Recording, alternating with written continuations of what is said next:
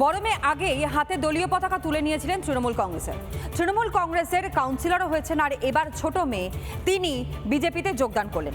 বিজেপিতে যোগ দেওয়ার পরেই কার্যত নির্বাচনের প্রচারের থেকেও বড় বিষয় দলের প্রচার, এবং সেই দলের প্রচার শুরু করে দিলেন। নিজের বাড়ির দেওয়ালে প্রচার করতে গিয়ে দলীয় প্রতীক আঁকলেন কস্তুরী গোস্বামী, অর্থাৎ প্রাক্তন বাম মন্ত্রী ক্ষিতি গোস্বামীর ছোট মেয়ে।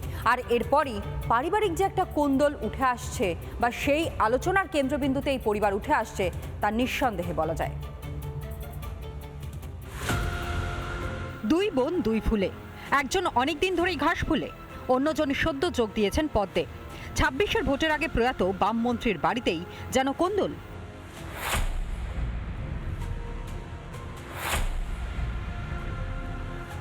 দেখুন, মস্তিষ্কে যাদের স্বাভাবিকতা নেই তারা যে কোনো সময় আক্রমণ করতে পারেন এবং আক্রান্ত হতে পারি আমরা সবাই দলের কর্মীরা। প্রয়াত বামফ্রন্ট নেতা তথা রাজ্যের প্রাক্তন মন্ত্রী ক্ষিতি গোস্বামী, তার ঘরে বিপরীত হাওয়া বইতে শুরু করেছিল অনেক আগেই। ক্ষিতি গোস্বামীর মৃত্যুর পরে তৃণমূলে যোগ দেন তার বড় মেয়ে বসুন্ধরা। তিনি এখন কলকাতার ৯৬ ওয়ার্ডের তৃণমূল কাউন্সিলর। ২৬-এর ভোটের আগে ছোট মেয়ে কস্তুরী বিজেপিতে। গত মঙ্গলবার তিনি সল্টলেকের বিজেপি কার্যালয়ে সেখানে গিয়ে তিনি বিজেপিতে যোগদান করেন এবং আজ থেকেই মূলত বিধানসভা নির্বাচনের যে প্রচার, সেই প্রচার কিন্তু শুরু হয়ে গেল। কস্তুরী গোস্বামী তিনি নিজে এই মুহূর্তে দেওয়াল লিখন শুরু করেছেন। দেয়ালে তিনি বিজেপির প্রতীক আঁকছেন আমরা দেখতে পাচ্ছি। যে দলে যোগদান করেছি সেই দল অত্যন্ত সক্রিয় একটি দল এবং তারা রেসপন্সিবল।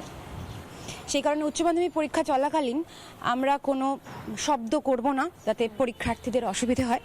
আমরা নীরবে নিঃশব্দে আমাদের সক্রিয়তার ছাপ রেখে যাচ্ছি, আর সেটা প্রথম শুরু হলো আমার বাড়ির দেয়াল থেকে। এই একই বাড়িতে আমরা জানি যে আপনার দিদিও তৃণমূলের কাউন্সিলর বসুন্ধরা গোস্বামী। তৃণমূলের দলবল এইভাবে কি বাধা দিতে পারবে আপনাকে? কি মনে হয়? আপনি একটা আশঙ্কা প্রকাশ করছিলেন যে দেয়াল লিখতে গিয়ে যদি বাধা আসে তৃণমূলের পক্ষ থেকে। দেখুন, মস্তিষ্কে যাদের স্বাভাবিকতা নেই তারা যে কোনো সময় আক্রমণ করতে পারেন এবং আক্রান্ত হতে পারি আমরা সবাই দলের কর্মীরা। কিন্তু আমার সঙ্গে আজকে দলের কার্যকর্তারা আছেন, কাজেই যে কোনো প্রতিকূলতা প্রতিহত করার যে সাহস এবং ক্ষমতা নিয়ে আমরা পথে নেমেছি, পথেই থাকবো। কোন দেয়ালে কে লিখতে বাধা দিল কিচ্ছু যায় আসে না, কারণ দেয়াল লিখন স্পষ্ট। রাজ্যে প্রত্যেকে জানে বিজেপি আসছে, তৃণমূল যাচ্ছে। তিনি যেমনটাই বললেন, লড়াইয়ের ময়দান তিনি কিন্তু ছাড়বেন না। তার দিদি বসুন্ধরা গোস্বামী তিনি তৃণমূলের কাউন্সিলর এবং তৃণমূলের দলবল যদি বাধা দেওয়ার চেষ্টা করে সেই বাধার মুখোমুখিও তারা আন্দোলন করবেন, লড়াই করবেন। ক্যামেরায় অমিত নাথের সঙ্গে এলিনা ভট্টাচার্যের রিপোর্ট, রিপাবলিক বাংলা, কলকাতা।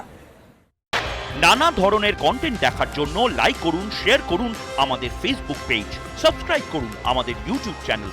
পাশাপাশি অন্যান্য ব্রেকিং নিউজের জন্য অবশ্যই চোখ রাখুন রিপাবলিক বাংলায়।